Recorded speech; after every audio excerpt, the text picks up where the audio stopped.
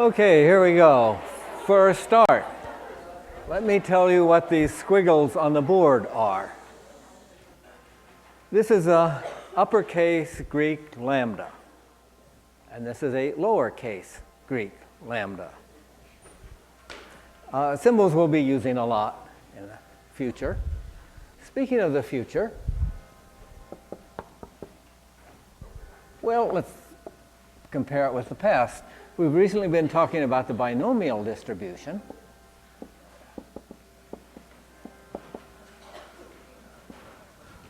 Which applies when we have Bernoulli trials.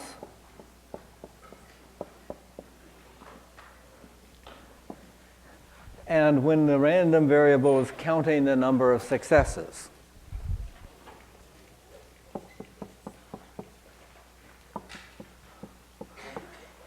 Well, we often call them the number of successes. Sometimes that word isn't entirely appropriate because sometimes we're counting sort of bad news rather than good news.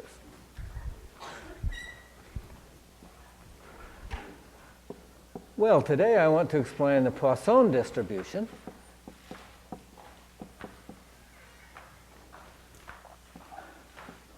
Where, again, we're counting the number of successes.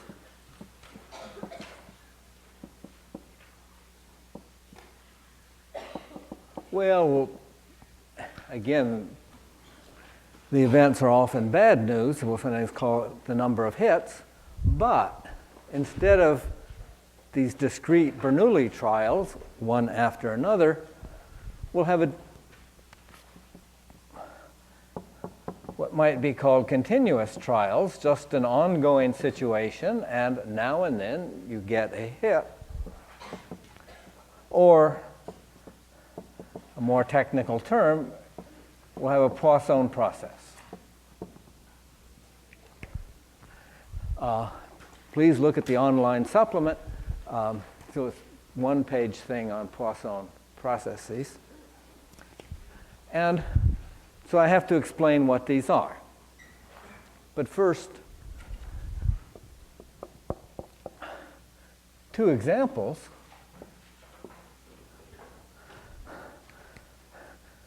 Suppose a nursing home finds that now and then a patient will have a stroke.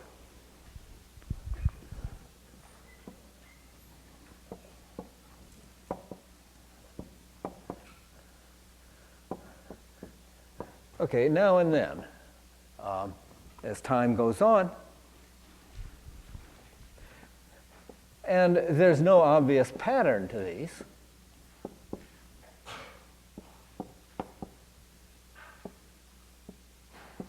But over a long period of time, they find that they determine what the average rate is.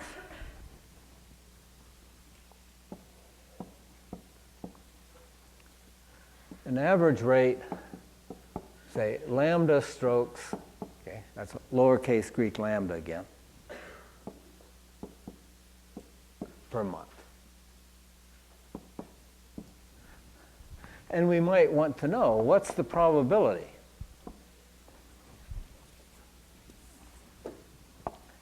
that next week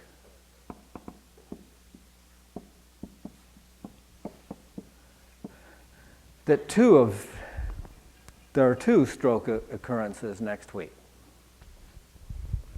I mean exactly two, no more, no less.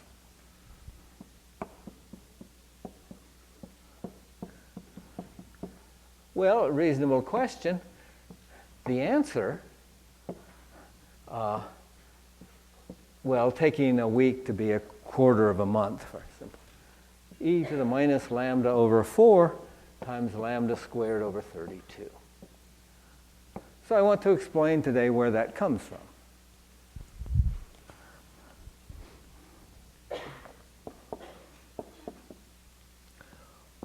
Or, to go back to an example I was mentioning at the end of the hour last time, let's assume that huge earthquakes, for some definition of huge,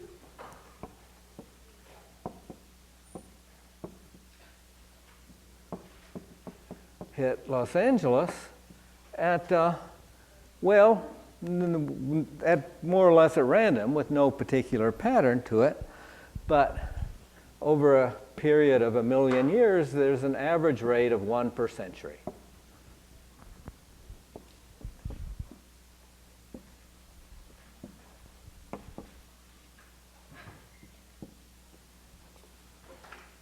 And then we could ask, what about the next 10 years?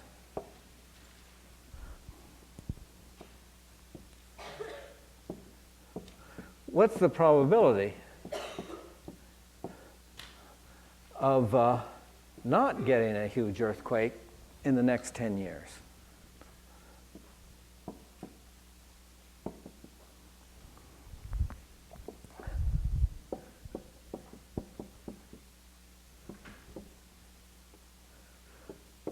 And the answer,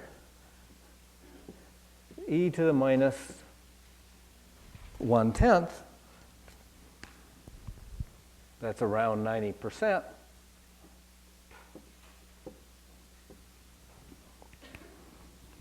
So I want to explain where that comes from. But these are both examples of a Poisson process. So let me describe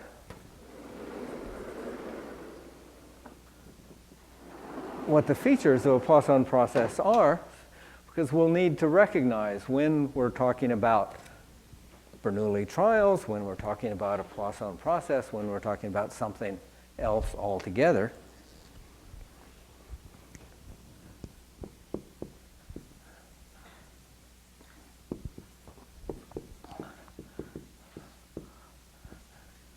Poisson, after a French mathematician, it's the French word for fish. Poisson process.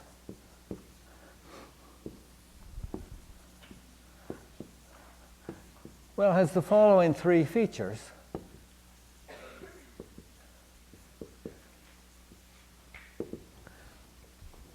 It's a situation where hits occur now and then.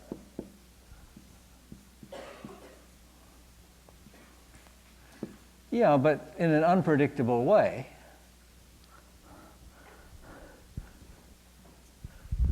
Where a hit, a patient has a stroke, an earthquake happens, cosmic ray hits your detector. Happens now and then.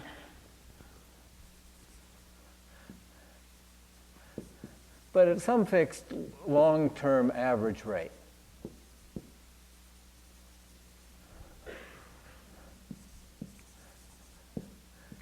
And we'll generally use lowercase Greek lambda for the rate.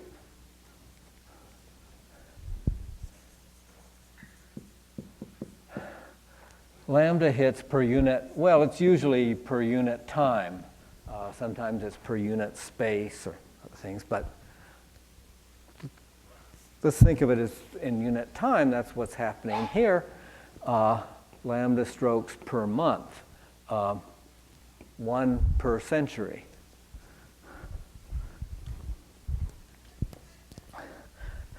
And the system has no memory. Likelihood of a hit is independent of the past.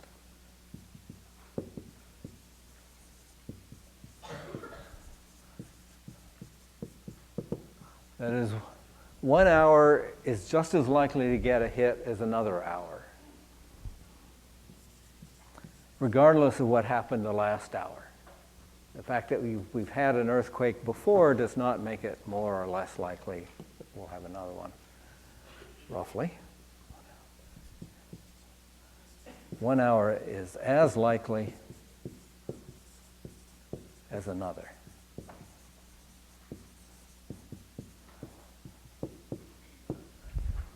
And thirdly, the hits are rare enough that there's not much chance of getting two simultaneous hits. So we will ignore that possibility.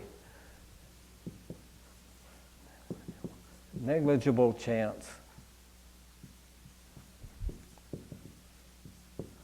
of simultaneous hits. And when these conditions are met, we'll say, aha, we can model this as being a Poisson process and apply what we know or are about to know about a Poisson process, namely that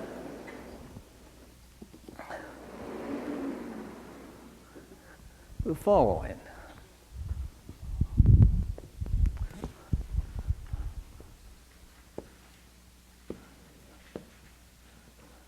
Say we have a Poisson process.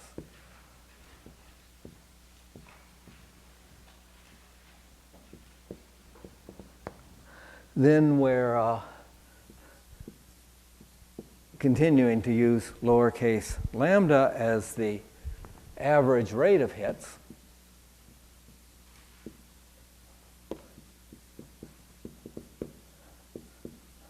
Per unit time. And t is the time period we're looking at.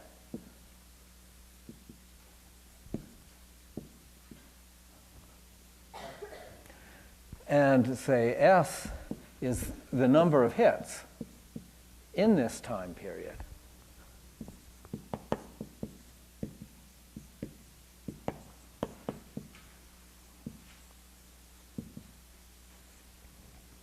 Well, so that number might be 0. I mean, maybe where t equals 10 in years, there's no earthquake, or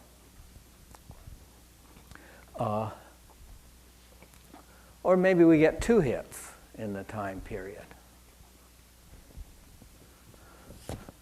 The probability that we get k hits is given by the following formula. E to the minus capital lambda, okay, so that's an uppercase Greek lambda, times lambda to the k over k factorial, where capital lambda is little lambda times t.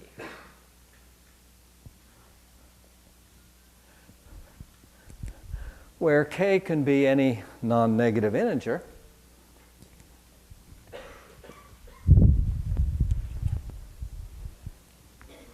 we'll be seeing a lot of this formula over today and Friday.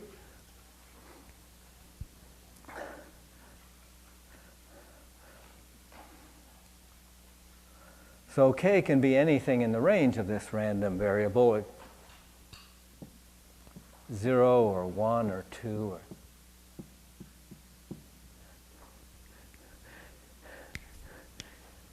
there can be any number of hits, so the range of this random variable is infinite, but it's a discrete random variable. And a random variable with this probability mass function is said to have the Poisson distribution.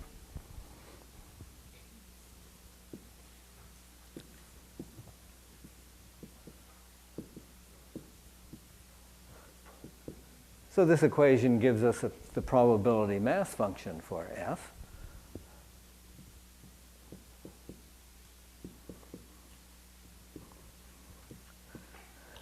And here's the terminology. We'll say that S has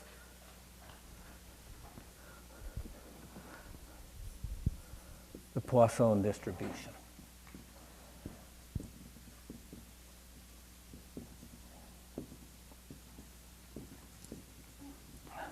With the parameter lambda. And so when we have a Poisson process, we'll want the Poisson distribution will be useful in telling us about the number of hits.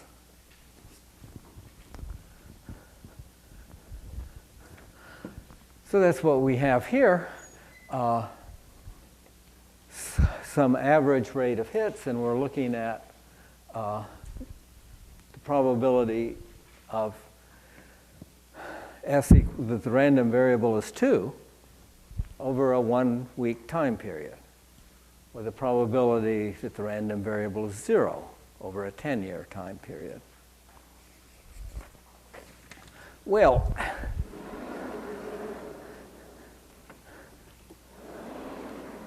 four questions. It is probably, it's already occurred to you, where in the world does this equation come from? I mean, I just pulled it out of the blue and wrote it down. Why that?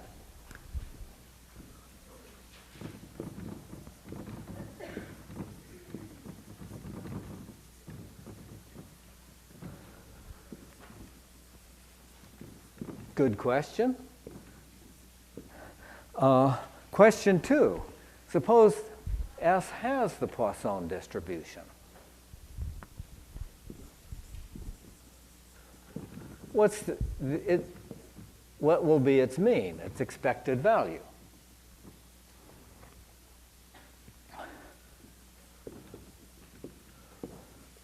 And for that matter, what's its variance? Or standard deviation?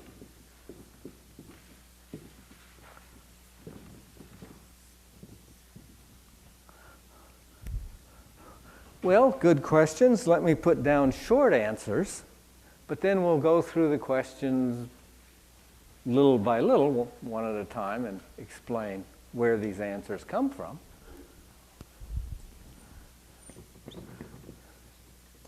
That equation comes from the binomial distribution.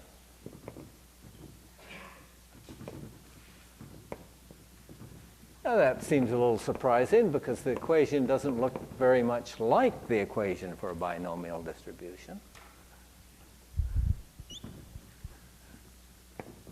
And the binomial distribution applies to trials one after another, but we'll take the limit. As the number of trials, call it n, goes off to infinity.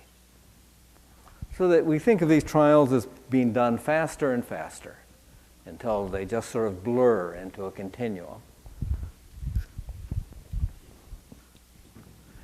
And the probability of a hit in any one trial goes to 0, but in such a way that n times p stays fixed.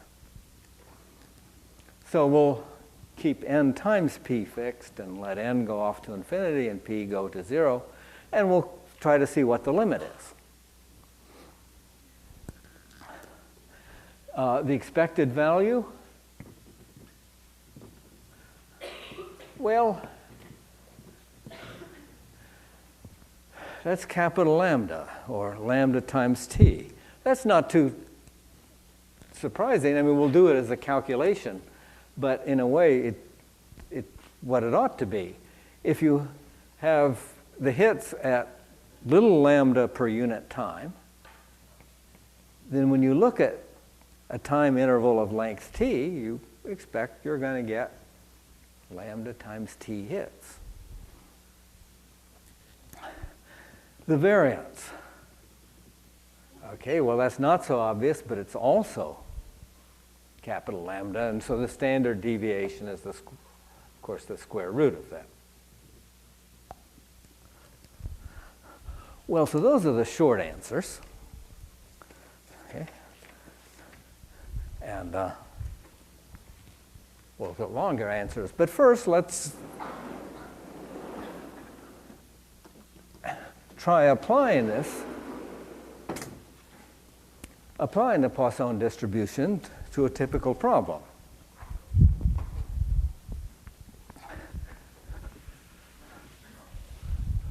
Well, suppose the emergency medical technicians are interested in the rate at which calls come in.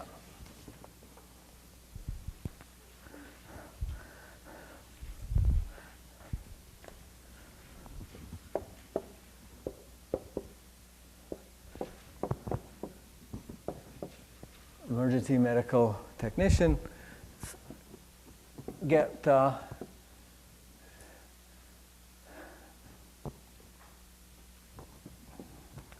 technicians get calls at an average rate of 10 calls in a 24-hour period.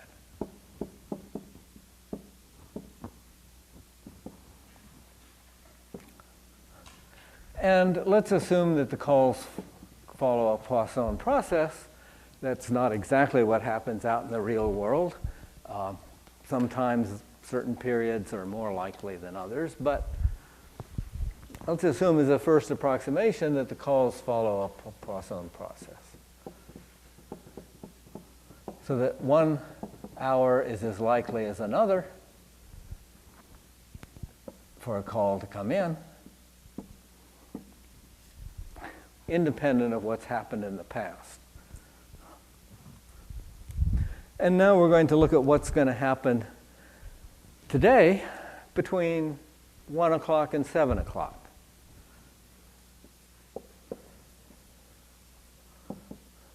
What's the probability of exactly one call? By exactly one, I don't mean at least one. I mean one and only one.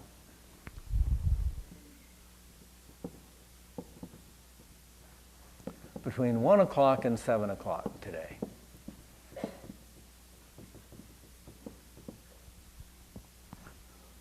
Or for that matter, the probability of exactly 2 calls.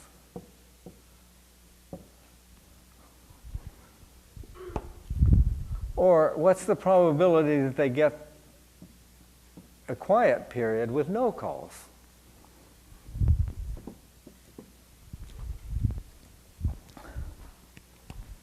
Well, it's a Poisson process. We're given an average rate of hits. We're given a time period.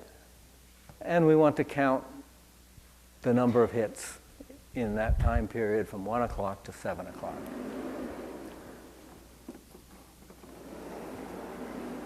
Well, so let's set this up.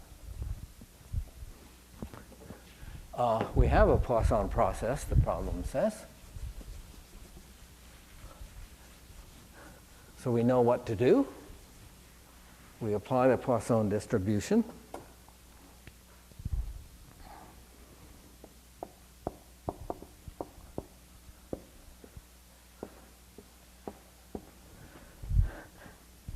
So what units of time should we work in? Well, the 2 choices, so we'll do both of them.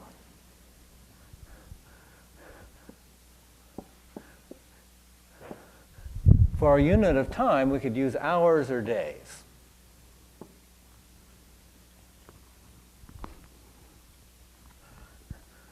Ten calls in a 24-hour period. So if we're working in hours, the rate of hits is 10 over 24 per hour.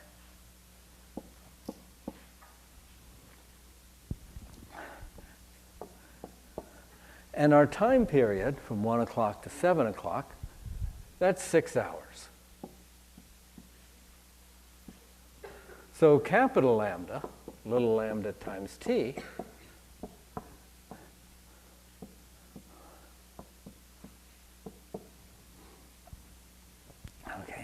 some things cancel here. 10 over 4, 5 over 2, 2.5.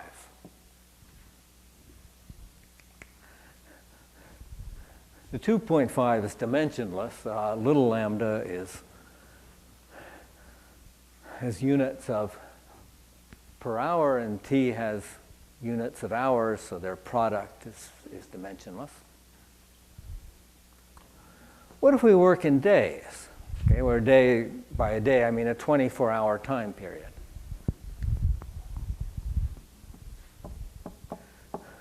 So the rate of hits is 10 per unit time, 10 per day.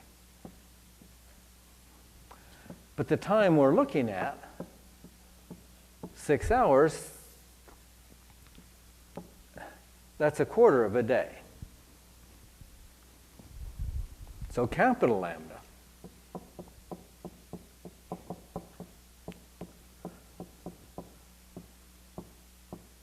is 2.5.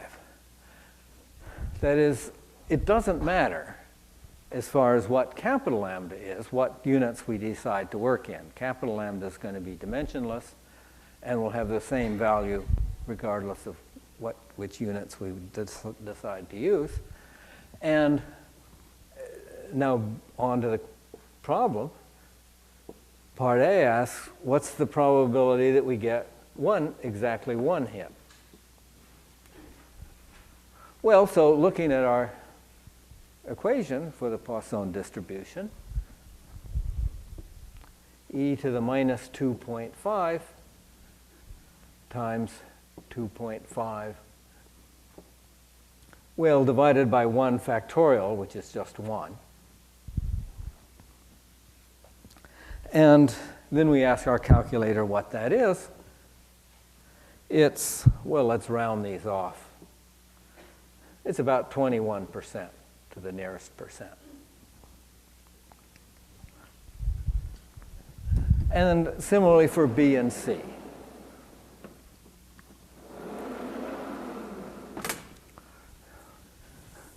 So for part B, the probability of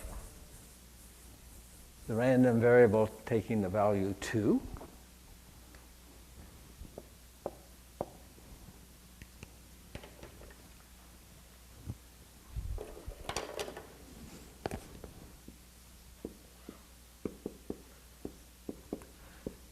E to the minus capital lambda squared over 2 factorial, which is just 2. And then we ask our calculator what that is. It's around 26%.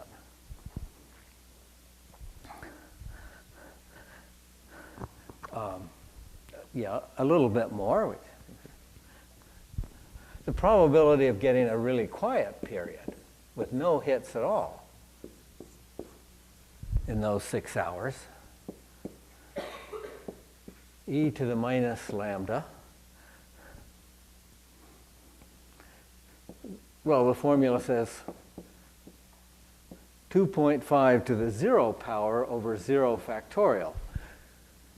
The number to the 0 power is 1. 0 factorial is 1. So this is just e to the minus 2.5. That's about 8%.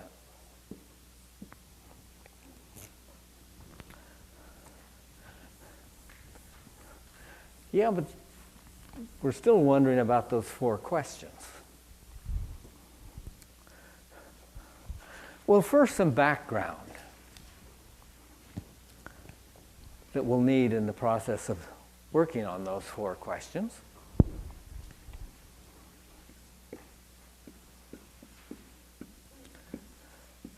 Background fact number 1.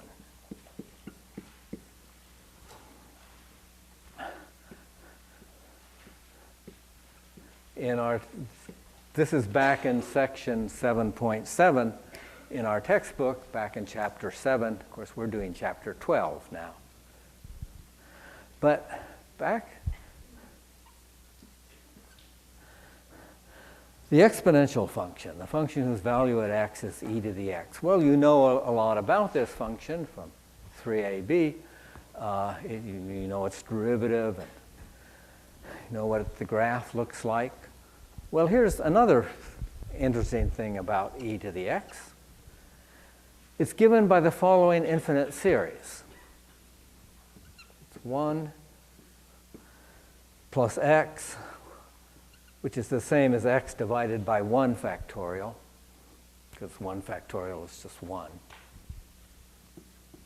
plus x squared over 2 factorial plus x cubed over 3 factorial. And the sum of this infinite series is e to the x. In particular, no matter what x is, this series converges.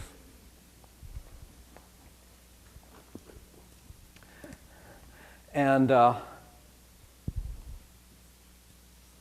there's a more compact way to write this series. This 1 could be thought of as x to the 0 over 0 factorial, right, which is just 1.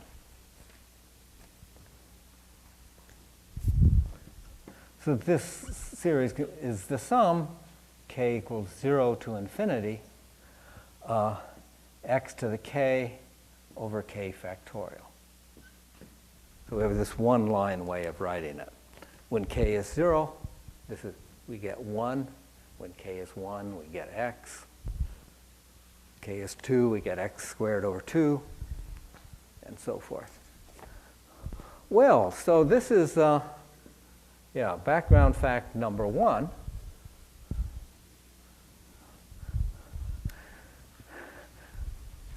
Okay, it's from chapter 7, and we're just going to accept this on faith. And then from chapter 5, so this is back in Math 3A, there's another fact about the exponential function. And we'll need to use this as well.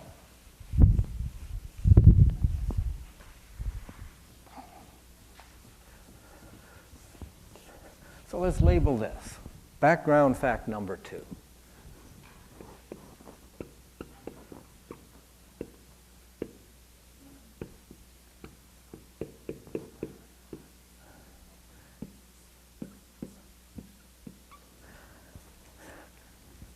Left side of the equation looks exactly the same. On the right, this is a certain limit. As n goes off to infinity, 1 plus x over n to the nth power.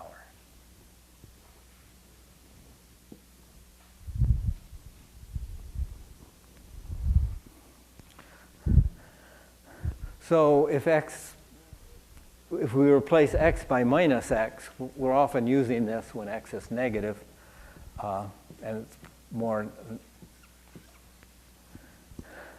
well, we're often using this where the exponent is negative, so it's sometimes a little more convenient to write this fact. It's the same fact.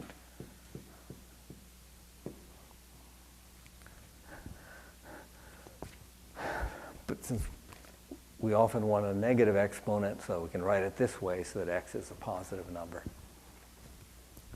And let me tell you where this comes from.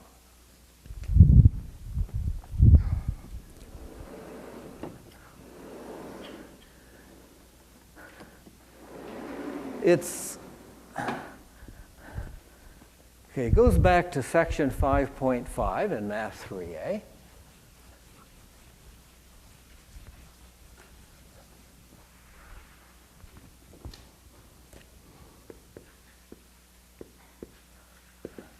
When we try to look at this limit as n goes off to infinity, of course, where x is being held fixed, right? It's n that goes to infinity, not x. So x over n is going to 0. So 1 plus x over n is going to 1. So it's not so obvious what's happening when you take this quantity and raise it to a very large power.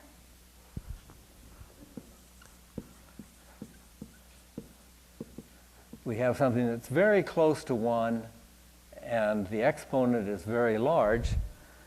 So back in chapter 5, this was called a 1 to the infinity limit. And they told you how to handle such a limit. Namely, we look at the logarithm and see what the limit of the logarithm is, and then we apply the exponential function to kill off the logarithm. Well, let me write that down.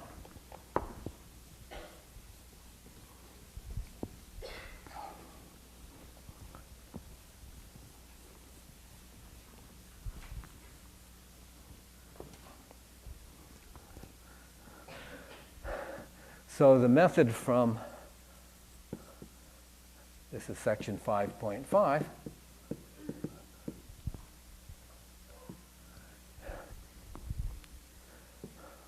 we look at the logarithm. and try to see what the limit of this is. Well, the log of something to the nth power, that's n times the log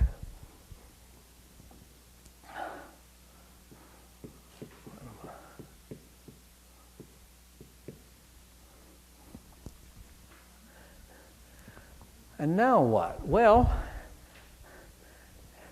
as n goes off to infinity, 1 plus x over n, that approaches 1, we know.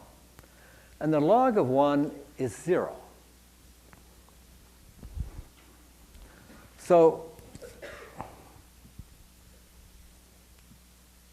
this much is approaching 0. This much is going off to infinity. We have a infinity times 0 limit. And the way to handle those is to rewrite it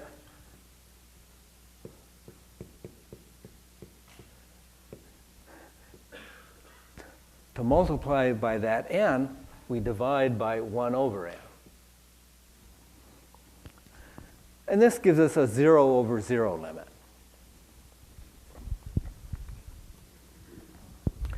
That is, the numerator is converging to 0. Because 1 plus x over n gets closer and closer to 1. Log's continuous, so the log is getting closer and closer to log of 1. Log of 1 is 0. And 1 over n, of course, is going off to 0. So we have this 0 over 0 limit. Do you remember how to calculate 0 over 0 limits? Another Frenchman. Right? We apply L'Hopital's rule.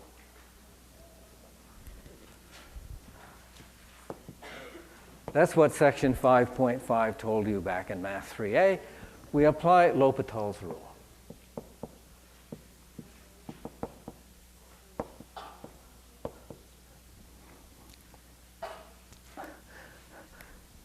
Which says this has the same limit as what you get when you take the derivative of the numerator and the derivative of the denominator. So we do that. Now these are derivatives with respect to n. That's the variable that's going off to infinity.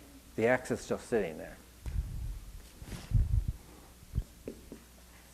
So we take the derivatives of the numerator and the denominator. Well, the derivative of the denominator, 1 over n, that's minus 1 over n squared. Either because we just know that, or we think of it as n to the minus 1, and the exponent comes down, and we subtract 1 from the exponent. And the derivative of the numerator. Well, the derivative of log x is 1 over x, so we have the reciprocal function here. 1 over 1 plus x over n.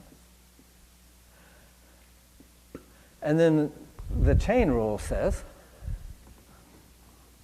now we have to take the derivative of 1 plus x over n. Derivative with respect to n. So the derivative of 1 is 0 here. But the derivative of x over n, x is a constant,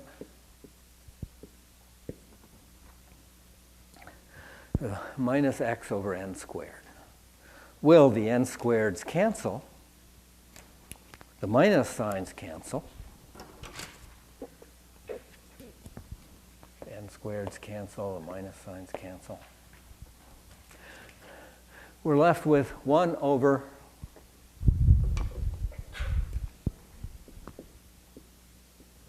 one plus x to the n. And we know what the limit of that is. Right? The limit of that is going to be 1. Oh. Question is, yeah, what happened to the x? I just forgot it.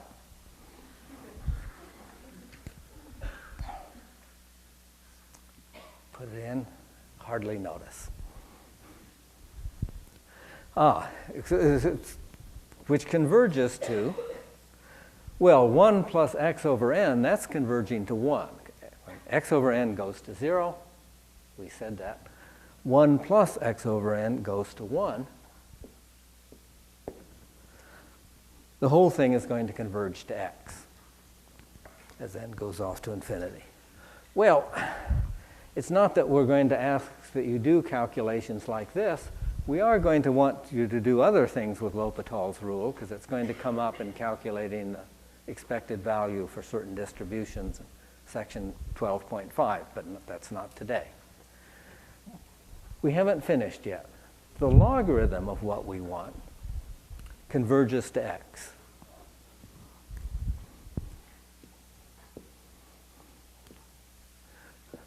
Yeah, but what about the thing itself?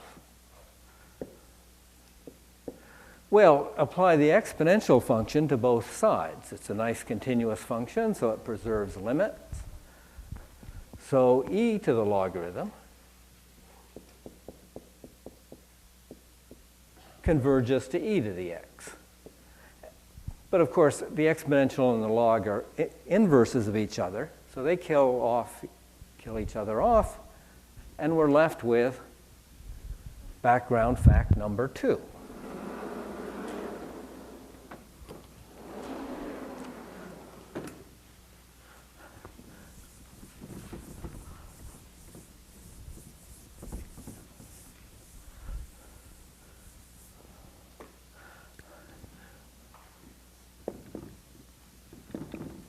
So let's rewrite this equation, simplifying the left-hand side.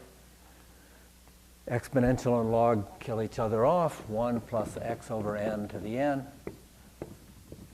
converges to e to the x as n goes to infinity. Nothing but background fact number 2. Back to probability.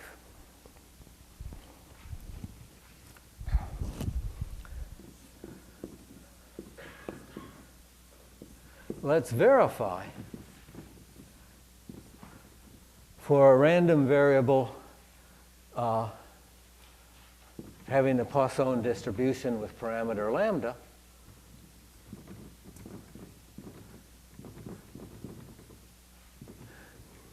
that when we add up all those numbers in the probability mass function, probability of 0 hits, probability of 1 hit, probability. Well, but this is an infinite sum, because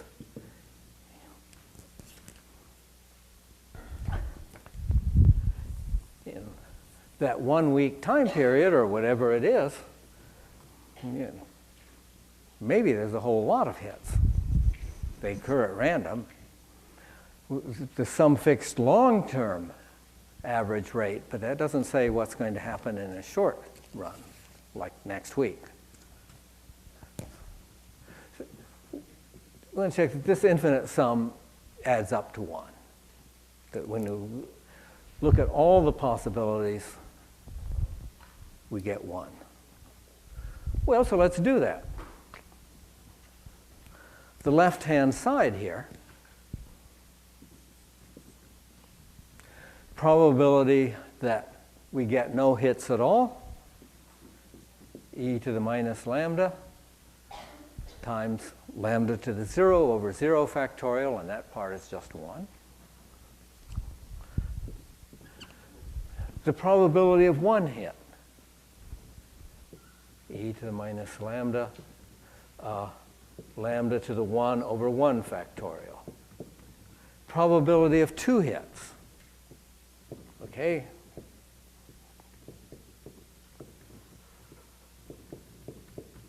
Probability of 3 hits. For the Poisson distribution, we know what that is. And so forth ad infinitum, and we want to add up this infinite sum. Well, we look at it and realize, hey, every term there has a factor of e to the minus lambda. We'd better factor that out. Which leaves us with 1 plus lambda over 1 factorial plus lambda over 2, lambda squared over 2 factorial lambda cubed over 3 factorial, and so forth and so on. And we look at that term in brackets and we think, yeah, where have we seen that infinite sum before recently? Well, it's from background fact number 1.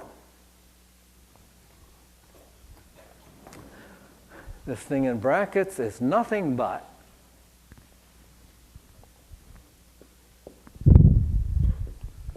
apply background fact number 1.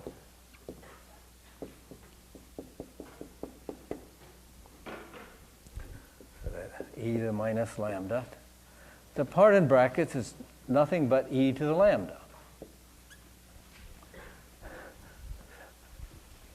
Well, so exponent is multiply these together, that's e to the 0, it's 1. Well, that's a relief. At least these probabilities given to us by that formula for the Poisson distribution add up to 1. And we're ready to tackle those other questions. We'll want to calculate the mean for the Poisson distribution and so forth. And it will be somewhat similar to this. And the variance, but then we have to explain how to get this formula with exponentials in it out of the binomial distribution. Well, so Friday we'll try to tackle these projects. Got to stop here for today.